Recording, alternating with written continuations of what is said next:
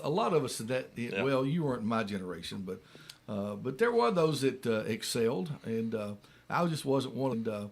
I just wasn't one of those until later in life. Well, I tried a lot harder later in life. It's crazy how that works. So, school, we were all about sports, and I played a lot of sports in high school. And, baseball seemed to be where I was going in life. What position did you play in baseball? I was a pitcher.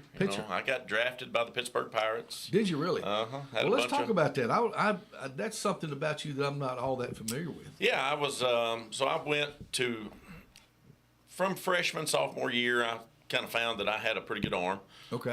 Could throw a lot of strikes, could strike a lot of people out. I mean, not bragging, I just could. Yeah. And it got tougher, a lot tougher as I got older. But I got lucky enough, started getting noticed by some colleges, and then all of a sudden my senior year, I had quite a few professional scouts looking at me. So we went to a couple tournaments and showed out pretty good. And I went to a couple little I don't even know what you call them, like just showcases, I guess is what they called them back then. Sure. And tried out in front, went to Murfreesboro and tried out and had a really good showing in Murfreesboro at MTSU. And you probably had good size for a high schooler. Actually, I always tell people I played professional baseball, but not with this body. Yeah. I was about 100 pounds lighter than I am understand today. that. I understand that. But for a high school kid, you had good I was size. 6'1", 185, 190 pounds. Yeah. I think I signed in around 190 pounds at Pirates camp. And, I'd like to be about 190 pounds. Well, I've got a few pounds to go. I always said I'm going to get back down, but it's getting harder and harder. I promise. But no, I played. I was a little lefty, little crafty lefty is what I called myself. I never could throw hard, 87, 88 miles an hour, as hard as I ever threw it. Had a pretty good curveball and a good changeup, and it got me there. When I got there, I was one of the harder throwers in around here, and pretty good athlete, could hit the ball, and I realized real quick there's a lot of me and a lot better of me that are out there. I went from the, one of the better hitters, one of the better throwers to probably very at the bottom end. I never was fast, so I can't say that. So all my high school teammates will promise you they'll tell you I was not fast by any means. And then my son gets that from me as well. So But so I played, got drafted in '99, July of '99. Kind of headed out to Sarasota, Florida, Bradenton, Florida, which is where Pirates camp is, and played in the rookie league there. Came back, went through spring training, had a good season, and got bumped up to Williamsport, Pennsylvania. Okay. And played there a season.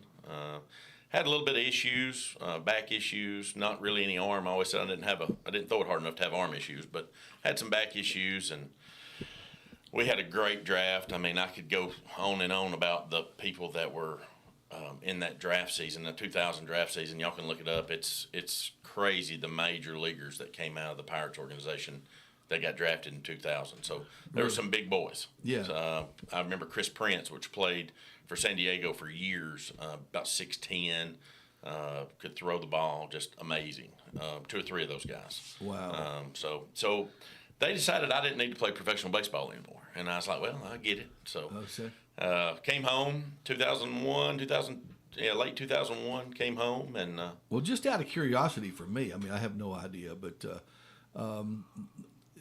what is if I'm being too nosy, let me know, but what's the pay structure when you're in the minor leagues like that? It's or absolutely terrible. That's kind of what I wanted to know. So I got a small, because I got drafted. I was kind of like the middleman of the draft. So there's 1,500 people drafted every year in the Rule 5 draft. Okay. And I was 752.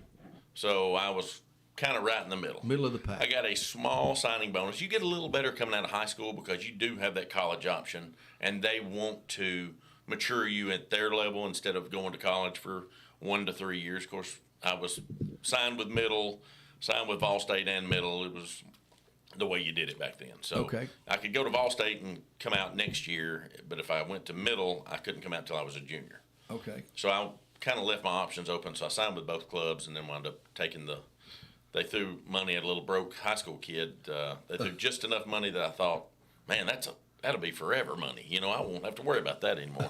Turns out it wasn't. I won't say the number, but it wasn't a whole lot. But anyway, it's that's just the way it works. I mean, it's crazy how I always say I'd love to make enough money and be able to go out and talk to these high school kids and say, if you can't become a millionaire or an extremely well-off kid go to college. Taking an 18-year-old immature kid for sure, and putting him in that system with, you've got people to look out for you, but not like mom and daddy, or not like somebody else. Yeah. So it's it can really turn your life upside down real quick. That's a different world for yeah, high you're school. a grown up. You're Yeah. I guess it's like going to the Army. I don't know, but it's definitely not as hard as going to the Army, I would say. But yeah, well, it was a totally different world for you, for sure. yeah, I was a little kid that I've been around a little bit, but Lawrenceburg, Tennessee, and you go down to Florida and you're on the beach in the afternoons every day. It changed your world a little bit. Yeah, I did get to see a lot of the country from 18 to 21 years old, so I kind of went all up the East Coast. I mean, I got to travel a lot, and it was great. That's a good experience. I guess. A lot of good experiences, a lot of good understanding of how Lawrenceburg is great. I mean, I've been to Vermont, to Pennsylvania, to North Carolina, South Carolina, all up Florida, all this eastern part of the United States, and a little bit of 18-year-old kids still want to come back to Lawrenceburg. I can promise you. I guess I had heard that you did that, but really, I don't think I had a good knowledge of you being involved in that. Yeah, like I say, I got lucky. I mean, there was a Jack Powell out of was my scout, and I had a couple. Atlanta was looking at me, and I had a really bad senior year. Like I just didn't throw good, and it probably hurt me a lot. Yeah. But I still got lucky enough to get drafted. I guess they seen something, but again, I just didn't throw it hard enough. Back then, if you didn't throw it 90 plus, you just weren't looked at real good. And I couldn't. I tried. I worked out as hard as I ever did in my life, and it seemed like I threw it slower. I don't know. It was crazy. Well, that wasn't for you. It wasn't for me. So you made your way back. What happened after that? Well, I got into the family, the distant family. We talked about the stories. So actually came back and started working for the Parks and Recreation office. Okay. I'd worked there 16, 17, 18-year-old as soon as I could drive.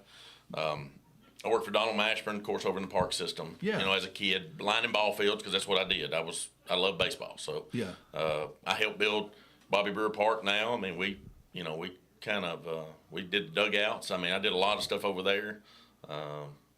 Came back. Working for Parks and Rec. Working for Parks and Rec, and I didn't know what I wanted to do in life. So I said, well, I'll just go back to what I know. So I went back and started lining ball fields. Early 20s. Early 20s. Yeah. No kids yet, so that comes very soon. But you were married already? Wasn't married. Wasn't married. No, wasn't married. Came back home and started in that. But anyway, Roy Story and I started hanging out a little bit. Yeah. And he got me into the furniture business. Okay. So I started Story and Lee the fall of 2002, I guess. I do remember you going to Story and Lee. Yeah, I worked there for 10 years. Yeah, you were there for a while. Sure did. Yeah. Selling furniture. I sold furniture start, and then I wound up managing kind of the appliance department and doing all the grills and the appliances and all that good stuff. So I wound up as that kind of managing all that for them. Now, at what point did you fall in love?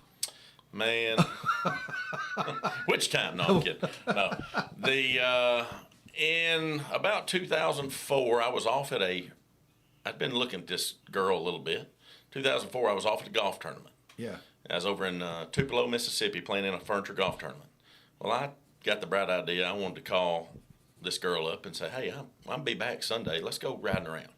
So I called, and her mom answered. So Keely, which is my wife, Tina Mann, which, of course, Lawrenceburg Marine. Yes. Getting up to that. But Tina Mann answered the phone. She said, who is this? And I said, it's Aaron Story, and I want to take your daughter out.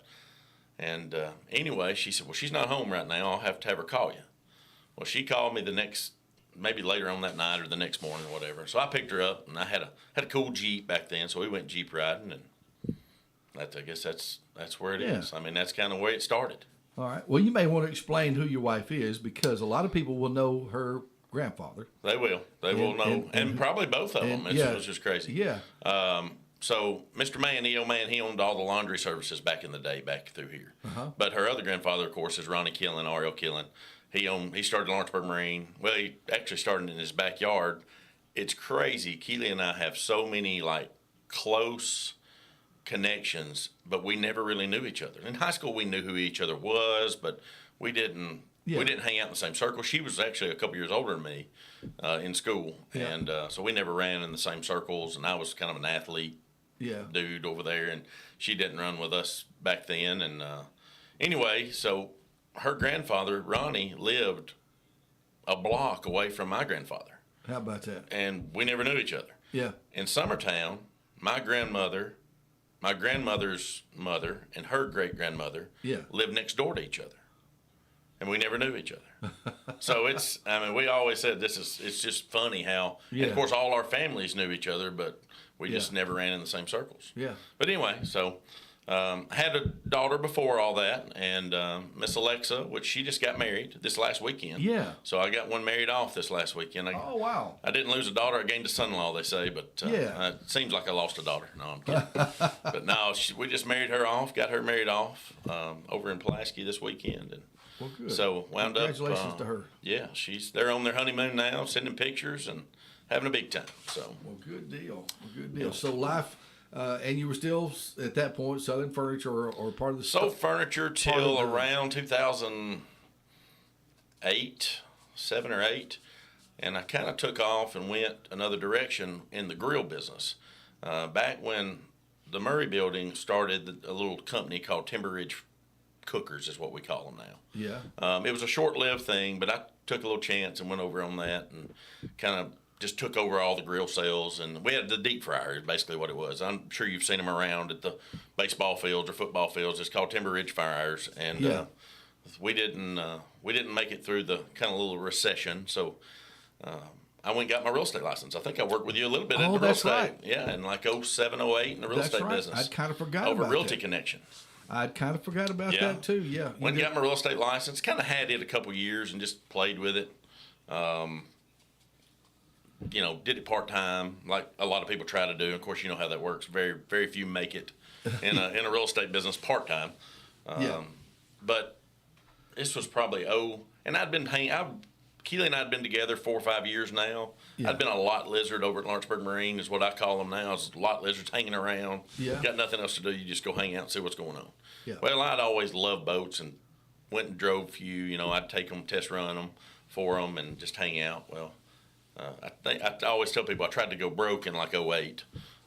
Took some money and said, I'm going to make it real estate. Of course, 08, 09 was about the worst real estate market was ever. Terrible. It was ever. Yes. And Ben Goblin and I laugh at that now because we both tried to make it and we was like, well, we got to find a job. We got a wife and kids and we're going broke. So we went kind of did our own thing. Well, Steve had a little health issues, and of course Ronnie had already retired at that time, but he looked at me one day. He said, hey, you need a job. Like, you got a kid and a wife and you're going broke. He said, you need a job and I need help. Yeah. So that's how I got in the Lawrenceburg Marine business. Okay.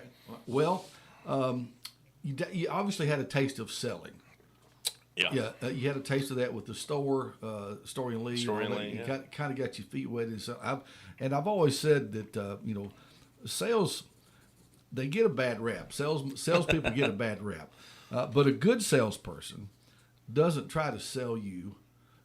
They try to figure out what you want and help you get what you want. That's it. Yeah, and you say want. It's want or need. Well, yeah, it's a need. You know, I mean, you want what you want, and that's fine. But sometimes you don't know what you want, and that's what we try to do. We just try to help you figure out what you need from your wants, and that's the way I've always tried to do it. Yeah. So. Well, it takes a while to develop a real skill for listening.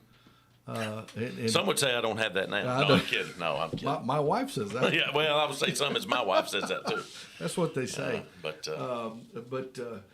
we get a bad rap, these sales guys sometimes. But really, sales makes the world go round. Yeah, it's if somebody said nothing happens until somebody sells something. It's a lot, especially in the boat business. I mean, there's a lot of repair when. Of course, let's fast forward a little bit.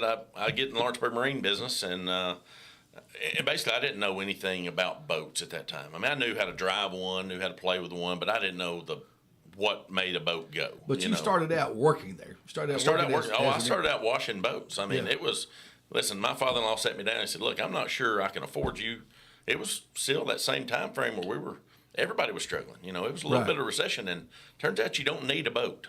You don't have to have a boat.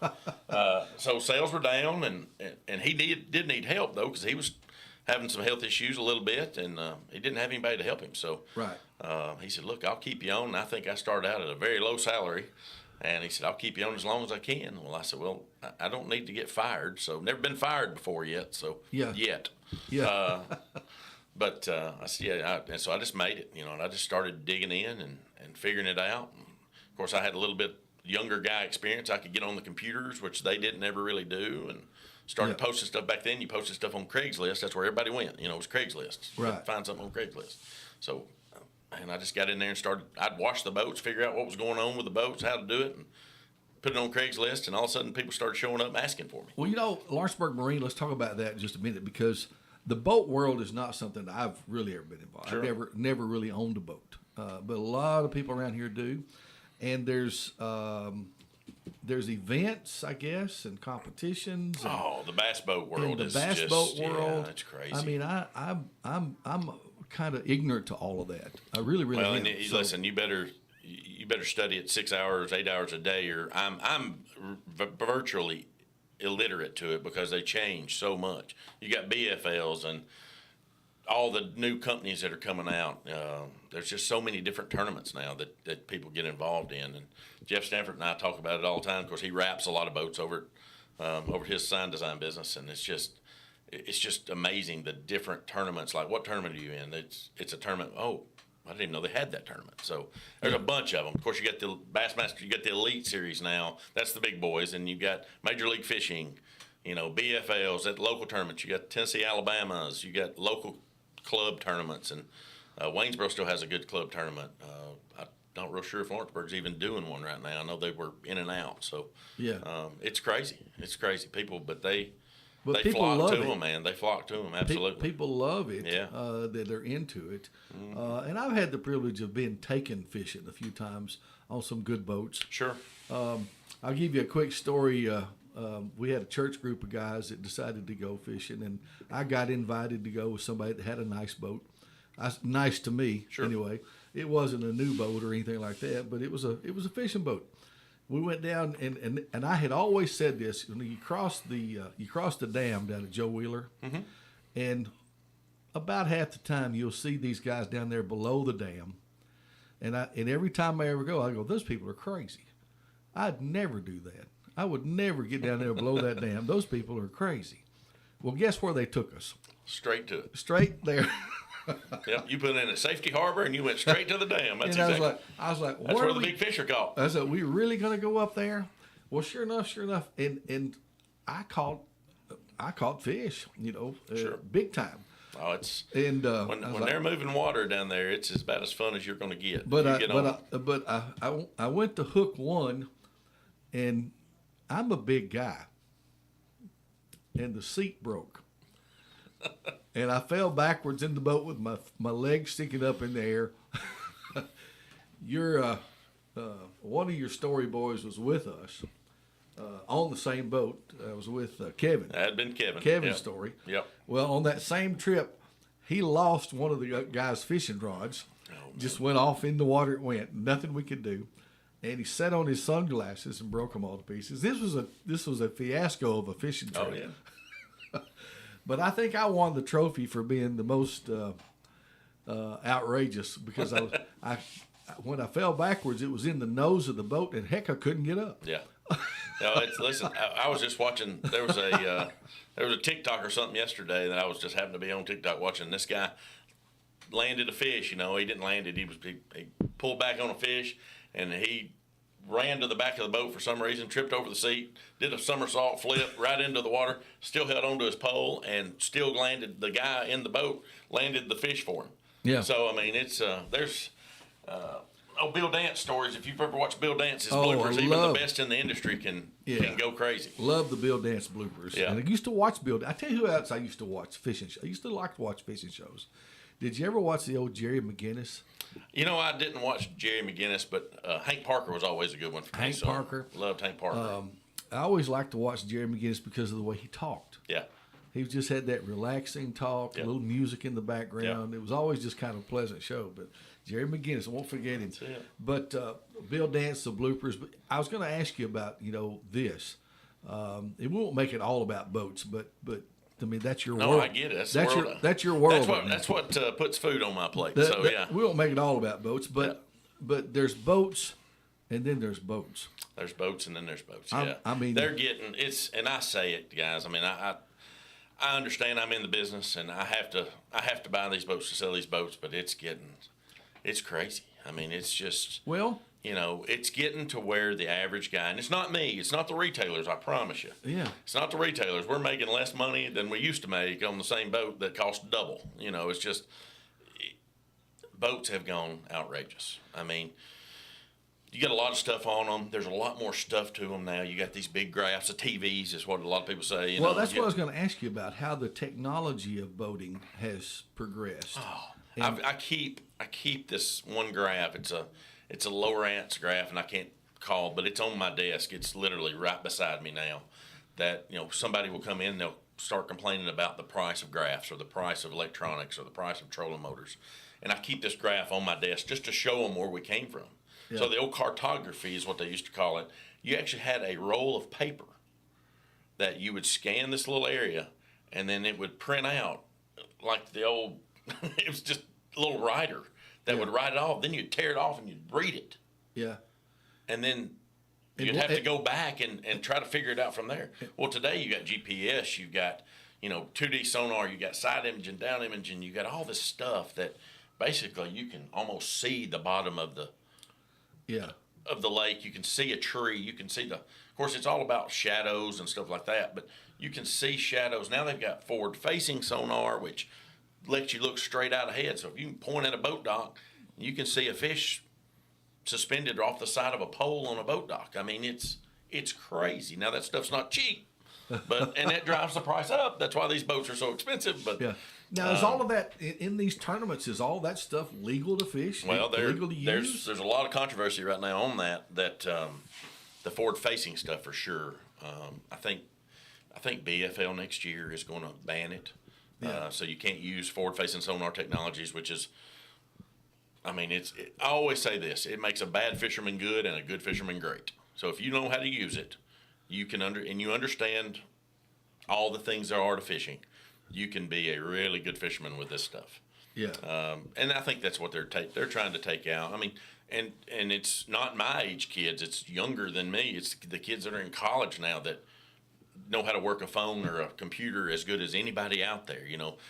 They're not in the computer business, but they still know how to run one way better than you and I do. Oh my gosh, yeah. And, listen, my Daniel, who's 13, he's taking his iPhone and he's overdub recording himself and making music and I mean, it's like it's all him. There'll be like 6 different things on it. Yeah, I was thinking it's hilarious. My cousin just bought a plane in Nashville, my aunt's son, and I don't talk to him a lot, but I watch his little. He puts stuff on YouTube and TikTok and all the stuff, and that's what they do now. They post stuff, and I don't do that. But he's got an iPhone, and he sits it on his dash, and that's what he runs his plane off of. Is his iPhone. He don't have all the big stuff, all the new technology in the computers and all the graphs and all that. He has an iPhone that he just runs everything off of. He can tell you everywhere he's going, doing all. That's just amazing to me that what they can do now. It is incredible. What about the actual design of the boats, engines, those kind of things? It's just they've evolved too, haven't they? It's engineering has gotten so much better. These guys, I always say, like Rick Pierce and the guys that started this, Bill Hill and the Bullet. I mean, they started this with just a thought. They were trial and error. Well, now they've got all this stuff that can tell you. Why to do it this way, why to do it that way, and it's just evolved crazy. Well, what's the idea behind it? It used to, and of course, I'm light years behind on this. Okay, but what's the idea of having the fastest bass boat? It used to be. Of course, we grew our business on racing. I mean, that's my father-in-law, RL. He was always a speed demon. My father-in-law went to Mercury schools, and he was a master technician, one of 7 in the state at one time. They knew how to make motors run and run fast, and that's where, when you had Bullet came out, I think they first started selling bullets in like 1989. Of course, there was Ventures and Sprints and some of these other Lasers and some boats before that. Venture was built over in. I remember Javelin. Stratus Javelin. Yeah. That was when it started getting really corporate stuff. I mean, you had like Evinrude wound up buying, which is a motor builder. Yeah. They wound up buying Stratus and Javelin. Then you had Mercury, who bought a couple groups here and there. They still own, of course, they're owned by a big company now, Brunswick Group, which owns tons of boat companies. Yeah. Including Sea Ray and all this other stuff. But it just got to where they were just trying to beat themselves. You know, they were putting nitrous on boat motors back in the 80s and early 90s. Yeah. And you think nitrous on, race cars and stuff, but I mean, they were putting nitrous on boat motors in the 80s. That's crazy. I mean, it's just, I came in right after Steve raced and did really well. I mean, he raced bullets. He raced a 20-footer. Or 17, he had first had a 17-footer, and then he went to a 20-footer. How does a boat race like that work? What's this? It's usually, and they're still doing it. I mean, you can go to Jasper, and they still have competition races over in like Jasper and down in Georgia and some other places. But usually it's 800-foot or quarter-mile stuff or 600, 800-foot. It's just drag racing is all it is. Okay. It's straight drag racing. Of course, you've got those boats out there that do the turns, and, there's tons of different style racing. But just bass boat, what we deal in, which is outboard motors mostly, it's mostly drag racing. I hadn't thought about this, but Ronnie Killen, of course, I knew, and Mrs. Killen, at a long time ago, when in a different world, I was in the cable TV advertising business, and I don't know if you remember this or not, but we tried to have a fishing show with the local cable television channel, and I went to Ronnie and asked him if he'd sponsor it. And I said, by giving us a boat, which I thought he'd just laugh me out of the thing. He said, "Oh, I would do that." So he handed me he would let me use a bass boat, and I didn't have anything to pull it with but a little Chevy S10. It was all it could do. I'm gonna tell you that. And we made a few.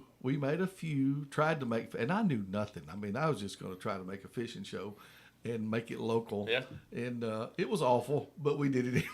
But we did it anyway. Well, we've had a couple local guys that do. Ray Brazier, him and Charlie Ingram, they had their little something university or something like that, whatever it is. And, right.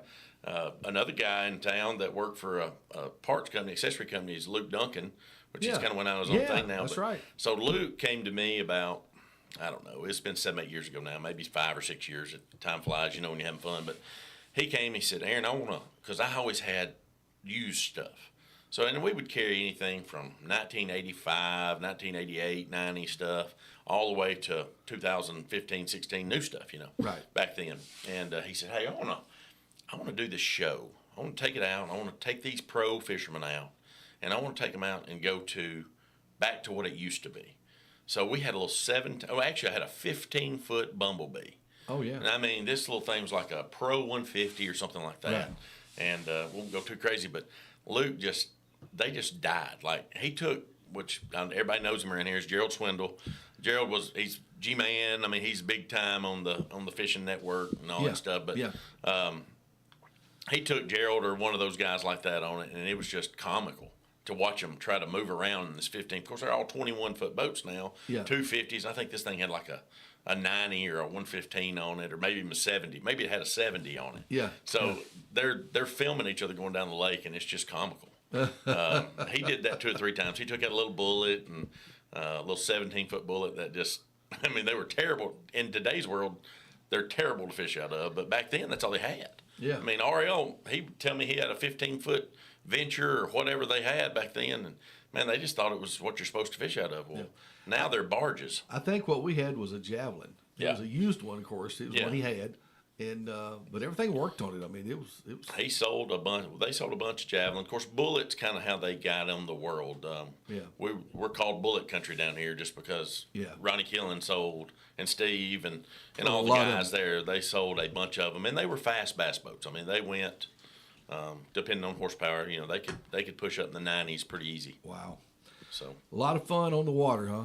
A lot of fun on the water, yeah. Yeah, and of course that's fishing boat, and then you got recreational boating. I was going to say that's where I kind of stepped in. We didn't. RL and them sold pontoons and runabouts, handfuls here, handfuls there. And of course, when I first came, I hated pontoons. I was like, of course, they didn't have tri-toons and all the stuff they have now. Same thing, the world's evolved in that business too. But I'd get out on like a 20-foot tri-toon with a 50 horse, or a 20-foot pontoon with a 50 or 75 on it, and I'm like, oh, this is awful, and I'm trying to sell this stuff, and I'm like, I can't sell you this because I hate this, Yeah. But now the world evolved, and of course we started putting bigger motors on it. Now I've got a boat over there now. I've got twin 300s on. Oh my gosh. It's a tri-toon, 25-foot tri-toon with twin 300s on. Yeah. It's fun. Yeah. So and my wife hates it, and if she's listening, I posted it when I first got it, and she said, somebody buy this boat so I don't have to ride on it. So she hates going fast on a pontoon. She likes the low and slow stuff, and I'm like, let's go as fast as we can. So, but yeah, so it's fun. But yeah, no, it's gotten better, and I rarely sell a pontoon anymore. I'll sell some fishing pontoon tunes and just one or two here and there, but tri-toons with the bigger motors it just took the place now, what's a tri-toon? It's got three logs under it. So you've got the outer pontoon logs, and you've got one middle log that basically just helps it ride better, keeps it out of the water a little bit, so you can go over smaller waves and just rougher I water. categorize I think of them all as pontoon boats, but okay. It's a pontoon with a third log is what it is, but it does that third log really helps. It really helps. Okay. So, and you sell a lot of those now. do a lot. That's what's on my front lot out there right now. That's all. If you come by corner of 4th Street right there, you're going to see one or two that's unwrapped, and then you're going to see a bunch of them that are wrapped up. We try to keep them as nice as we can.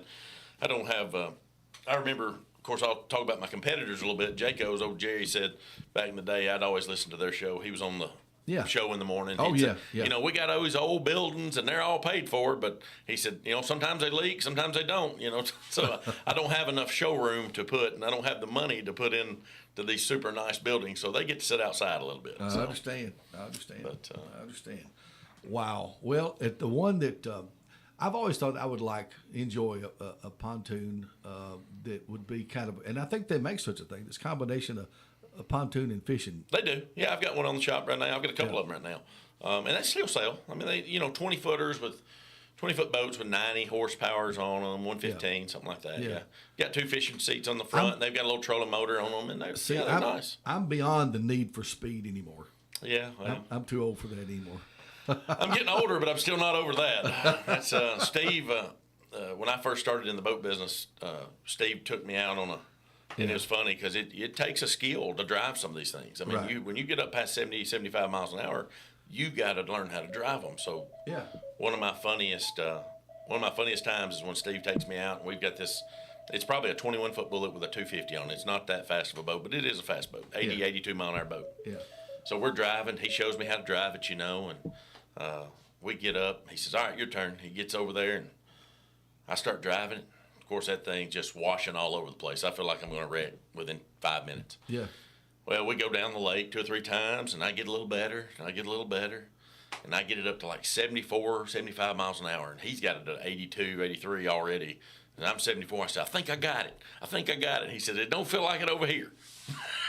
He said, from where I'm sitting, it don't feel like you got it at all. So I always thought that was a funny story that when I first started, that's how I learned to drive a bullet. My father-in-law, which you're a little bit intimidated with your father-in-law in the boat anyway. But well, you progressed from working there to now at your own store. It is. We Steve called it. We can talk all day about this little story, but I had left for a little while. Yeah. And I just said, look, I got to go find my way in the world and make a little more money than what Lawrenceburg Marine could pay me. Right. And so I went off and did a couple little different things. And he called one day and said, hey, we've decided we're going to sell Lawrenceburg Marine. I said, well, I've been trying to buy it for 15 years, so please give me an option, an opportunity to buy it. Right. So I went and talked to RL, which RL actually still owned the business. Steve had managed it for 20 plus years. And, and I went and talked to him, and we made a deal, and just kind of, it worked out. Well, I'm glad for you, out. And the business continues today. It does. But that's not all you're involved in. We've got a few more minutes left. I didn't want to make the whole show about politics. No, I get it. But you got involved in politics. You've been a county commissioner? I was. In 2012, we just talked, and I was in a good spot. Steve was still there, and we were business was good. It wasn't just killer, but it was good. Yeah. And there was a few things that happened along the way that I wish I'd have been involved in that. I wish I'd have done this. Wish I could have helped on that. And the opportunity came up for me to run for county commissioner in 2012, and I took it and I won. Of course, Mr. R. Dean Walters and I. Yes. We had a little race against each other, and I wound up victorious on that, and started that. And I think that was 04. Yeah, 04. I did that. No, I'm sorry, 14, not 04, 14. 14, did that, and then I won again. And then it kind of where I'd started that transition to what I was going to do after my next race. So I'd done that for 8 years. 12 is when it was, because I'd done that all the way up anyway. Yeah. Did 2 terms there. We did a lot of good things. Some things we didn't do so good that I was against, but we made some decisions, and part of this college that down here, I was in part of all that when we built the college, and did a lot of upgrades to schools, and just a lot of good things we did from those 8 years. Then I kind of got into I'd gotten out because I'd bought or thought I was going to buy Lawrenceburg Marine at that point. So I was like, I'm not going to run again. I need to take care of my business, So I got that 2 or 3 years. Not to jump forward too quick, but the opportunity came up when Mr. Fox passed away. Yes. I'd owned Lawrenceburg Marine for about 3 years there at that time. Yeah. And of course, Blake, Mayor Lay, and I are buddies, and he said, "Well, we're going to appoint somebody." I said, "Well, hey, I think I'm good. I want to throw my hat in the ring real quick." And he said, "All right." So, of course, I talked to Chad Moore. I did my due diligence. I called Chad Moore and talked to him, talked to Robin Williams, which is another councilman, and talked to Jamie, and just told them my background. Said, "Look, guys, I've got experience to do this. I'd like to at least fulfill Mr. Fox's term and see if I want to do this." Yeah. And so we did, and I got lucky enough. They appointed me city councilman last year, about June of last year, and of course I'm running. Having to run this time again in November. Yes. Which is right around the corner, isn't it? It's coming right around the corner. It's crazy how quick it's coming. It is. And but yeah, it's the county commission, and I'm gonna tell you what, guys. Everybody that puts their name out there that'll run for an office, my hat's off to them. I mean, it's a job that doesn't pay well, if anything, and you put yourself through a lot. And 18 county commissioners, it's hard. It's hard to get a lot of stuff done. I mean, you have to really work. And T.R. Williams ran with it when I did, and T.R. was a great county executive. And David's took over, and he's doing his thing. And we had 11 new county commissioners when I started, and I think David had 11 or 12 when he started. So really? It's a hard thing to get 18 people to compromise, very easily. But so when I took over Mr. Fox's seat, that was the breath of fresh air for me. With Chad and Jamie and Robin and Blake and everybody, and Dick McKinley, which has been great for us. I think Dick McKinley is a great asset for Lawrenceburg, which is our city administrator. We seem like we're just clicking, like everybody clicks on the same page. Not we all agree all the time, but we can talk about it, and it seems like we just come to an understanding that, hey, this is better for Lawrenceburg. This is better for Lawrence County. Sure. I've enjoyed every minute of it, and I appreciate the opportunity to do it, and I want to continue to do it. I feel like we're making great things happen in Lawrenceburg. Lots of new stuff coming up. What do you see as the challenges ahead? Growing. We're growing, and you know this in the real estate business. I mean, we're growing whether we want to or not. So now we've got to figure out how to grow, how to keep the heritage of Lawrenceburg that we all, I had a whole thing I wanted to talk about, but how time flies. Yeah. To keep our heritage that Mr. Stribling did, and then we just sat through a great meeting that Curtis Peters and Tim at First Farmers and Merchants Bank put on at the college not too long ago, and it was just telling, if you haven't ever heard that or went through that, you need to go through that whole thing of how Mr. Stribling kind of made Lawrenceburg what it is, and just how we progressed through there through the early late 1800s, early 1900s, and what all he'd give back for Lawrenceburg and Lawrence County. It's just an amazing story. So keeping that heritage, keeping that we don't want to be. I don't want to be a Columbia or a Spring Hill. They have their own issues, and growing is part of their issues because they grew too fast, and so we want to grow in a. We're growing no matter what, but we want to grow understanding what we're doing. What do you think's driving it? Man, I think just once you come to Lawrenceburg and you come to Lawrence County, you get out of the hustle and bustle of the big cities, and that's and just price. I mean, if you've been to Nashville lately, you can't. I know. How do you do it? How do you afford that? And we'll go up every once in a while and just go to a restaurant out there. It's just you spend a half a week's pay on a restaurant on a meal. It's like, oh my goodness, how do you do that? So I think that's a big deal. Everybody's trying to find a better cost of living. I mean, that's where it's all about. And True. I know you talk about that all the time. Is home prices. I mean, I'm bad to look at Zillow. I love looking at Zillow. So just to see what's out there, and you just pan up to Spring Hill, Franklin, Thompson Station, and these prices are just crazy. And ours are crazy. Yeah, that's one of the things that I was going to ask you about. Of course, I'm not a big fan of government involvement in everything. Sure. Okay, I think they're involved in too much, but at the same time, we have to have government services. You do. And amenities and things to do. Yeah. So those kind of things. We're doing a really good job, I think, in the Parks and Rec department. Pam over there, she's doing a great job. I would say this about Lawrenceburg: all of our department heads are so 100% pro Lawrenceburg. It's unbelievable.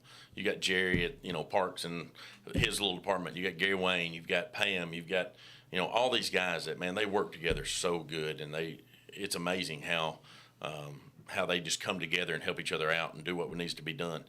Just talking about the services, we just redid the tennis courts over at high school, added pickleball, doing a lot of stuff over at Bobby Brewer. Are those ready to use now? Are they finished? They're getting close. As a matter of fact, I was going to leave here and go by there because they said they just did some stuff yesterday or this last week. I knew they were getting close. And so that's something that, everybody else is doing it. So, if we want these people to move in, we want, if we're going to give them something, that's stuff we got to have. I mean, you think you don't, and you hate to spend the money that stuff costs, but you've got to have that lifestyle. I mean, you've got to have stuff for people to do, to bring in these bigger companies, to bring in, better jobs. It's, we can bring in jobs. We can bring in, low-paying jobs, but we don't want to do that. We want to bring in the Magnas of the world and, and get that higher wages and, Sure.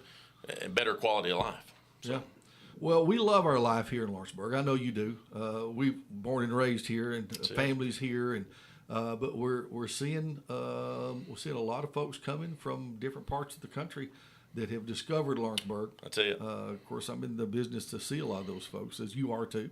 But we don't want to lose that quality of life. So we don't. No, and that's, we work every day. I promise you, there's a handful of those guys that it's a struggle every day because you have to do something. If we can sit here and just, if you're not growing, you're dying. I've always said that. And we can look at some of the counties around us that have chose the latter and it didn't work out for them. So we're growing whether we need to or not, whether we want to or not, excuse me, not need to or not, we want to. It's just trying to make those right moves that put us in that next five. We're not looking necessarily today as much as we're looking 5, 10, 20 years down the road. What's Lawrenceburg going to look like? And how do we make it not a Spring Hill? And I'm not hoping anybody's not mad at me for saying about Spring Hill because that's a great little town too. But if you've ever drove through it at 3 o'clock in the afternoon, you know what I'm talking about. Well, obviously, growth has its challenges. So how do you control that? Taking a step back every once in a while, taking a step back and saying, hey, all right, what will this do to us today, tomorrow, 5 years, 10 years, 20 years? Like I say, we're not always going to make the right decision, but we try to make the best decision that we know with what we're given. Yeah. So it's, again, if I could sit there and say I'm perfect at it, no. Chad Moore will tell you he's not perfect at it. All the guys on that board are not perfect, but with 5 heads, 6 heads, 7, 8 heads, all the people that, we listen to our managers, our guys, our lead guys say, what happens if we do this? So it's right. It's a team effort. And I'll say that about our team. We feel like we're doing good. Yeah. Well, we're winding up. We got maybe a little over a minute left, and I know that we'll take Aaron Story here, city commissioner, business owner here in town. And it's commissioner, right? City council. City councilman. We'll call it councilman. I call it commissioner. County commissioner, city councilman is probably the same thing. But yeah, guys, I appreciate the opportunity to serve. Mm-hmm. I am running again. We will be on the ballot on November 6th and all before the early voting. So I would really appreciate your vote. Anybody can get a hold of me. You can find me at Lawrenceburg Marine pretty much anytime. Anybody can get my numbers all over the world, so I'm easy to get a hold of. And with any concerns, I'd love to talk to you about them. Again, we're not all perfect, but we do our best. We try. Well, we appreciate you being on with us this morning. Well, thank you for having me. It's been the Friends and Neighbors Hour brought to you by Keller Williams Hood Company. And our guest today, again, Aaron Story, City Council member. City Councilman. And business owner at Lawrenceburg Marine. Appreciate your time today. Thank you, sir. Appreciate you having me. All right. Communication and coordination. I'm Chris Foster, Fox News. A Senate Homeland Security report finds all were lacking at the rally in Pennsylvania where former President Trump was shot in July. It finds no one was clearly in charge. Requests for additional Secret Service assets were denied, and Trump should have been kept off stage because of a suspicious person who turned out to be the gunman. The former president, meantime, is told Iran's government wants him dead. In a statement, the Trump campaign confirmed that former President Trump was briefed by the Office of the Director of National Intelligence, quote, regarding real and specific threats from Iran to assassinate him in an effort to destabilize and sow chaos in the United States. It goes on to say that intel officials said the threats have heightened in the past few months. In a social media post, the former president said Iran had made, quote, big threats on his life and thanked Congress for the bipartisan approval of more money for his Secret Service protection. Fox's Tanya J. Powers. Tropical storm Helene is getting stronger, expected to make landfall along Florida's west coast tomorrow night as a major hurricane. Law enforcement there is hoping people listen to calls to evacuate beginning today, because once the water rises, deputies stay indoors. Mike Pendergast is the Citrus County Sheriff. We simply don't have enough first responder assets to get out and rescue folks once that water comes in. In Miami, Evan Brown, Fox News. Overnight, a passenger on a bus in Los Angeles is shot and killed by a man who then hijacked the bus, holding the driver at gunpoint. There was a chase and then a standoff. The suspect is in custody, and the investigation is ongoing. LAPD Commander Donald Graham there. No word on a motive for the shooting or the hijacking. Stocks start the day mixed on Wall Street. The Dow is down 97 points. The S&P is up 4. The NASDAQ is up 50 points. America's listening to Fox News. Ugh, I've been feeling so sluggish. I'm just kind of blah. Been there. That's why I take Align yogurt-coated probiotic fruit bites. But I suppose they taste blah. Actually, they taste delicious. It's an apple blueberry flavored center covered in a yogurt coating and is infused with probiotics to help support a healthy gut. They come 5 in a pouch. I just toss one in my bag and go. Toss one in my bag? Get your own. New Align yogurt-coated probiotic fruit bites from the makers of the #1 doctor-recommended probiotic brand. Find them in the digestive care aisle. You might wonder, John Legend, how do you keep your voice sounding so legendary? Honey. And how do I keep my protection against COVID-19 up to date? With a COVID shot this season, designed for recent variants. You can get your COVID-19 shot when getting your flu shot if you're due for both, as recommended by the CDC. The fresher, the better. Ask your healthcare provider about getting this season's COVID-19 shot when getting your flu shot. Sponsored by Pfizer. Ukraine's president's been addressing the United Nations General Assembly this morning and will tomorrow be presenting a plan for victory against Russia to President Biden. Ukrainian President Volodymyr Zelensky is hand-delivering his victory blueprint when he visits with President Biden at the White House Thursday. The proposal is expected to include some long-desired asks from Ukraine's leader, including eventual NATO membership and fewer restrictions on long-range strikes inside Russian territory. A recent Ukrainian incursion into the Russian Kursk region is also part of the plan intended to put military pressure on Russian President Vladimir Putin. Speaking at the United Nations this week, President Biden urged allies to continue supporting Ukraine and not grow weary or look away. In Washington, Jared Halpern, Fox News. Israel's military says it's intercepted a missile heading toward Tel Aviv and taken out the missile launcher in Lebanon with an airstrike. It's believed to be the first missile fired at the city by Hezbollah militants who say they were targeting the Israeli intelligence agency Mossad's headquarters. A Texas woman admits to drugging migrant children as part of a child trafficking ring. The 23-year-old woman pleading guilty to charges that she drugged young girls with melatonin gummies while trafficking them into the United States. Vanessa Valadez is known to have smuggled at least 4 young girls into the country. Homeland Security says they are still searching for 3 of them. The Border Patrol has been warning that child trafficking is on the rise along the border. Gary Baumgarten, Fox News. 71% of Americans now see wealth inequality is a serious national issue, according to a new study from the Harris poll. 64% say the divide has increased over the past year. 58% believe billionaires are partly responsible for inflation. 45% feel billionaires are making it harder to achieve the American dream, although 6 in 10 Americans say they would like to be a billionaire. I'm Chris Foster, Fox News. A moment in real estate with my dad, Jeff Lee. You know, I get asked a lot about what the market's going to do. How's the real estate market? I've been selling real estate for a long time. And nobody has a crystal ball. And you know what? When it's your time to buy or your time to sell, it really doesn't matter what the market's doing. It's your time, and you have to do something maybe. What makes a difference is the agents and the experience that go to work for you. We're Keller Williams Hood Company, located here in Lawrenceburg, Tennessee. We can help. Hood Company, powered by Keller Williams, the #1 name in real estate. Maybe you don't think about the Tennessee Department of Correction unless you work here or know someone in our custody. It's not personal until it is. But we think about you. While you are sleeping, our officers are inside, behind the fence, supervising the men and women in our custody.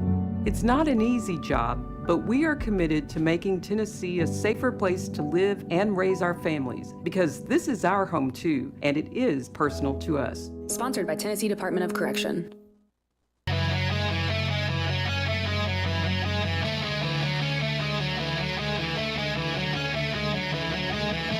From high atop Fox News headquarters in New York City, the most approachable radio host in America. It's Brian Kilmeade. Hi, everyone. Welcome from 48th and 6th in Midtown Manhattan. Heard around the country, around the world.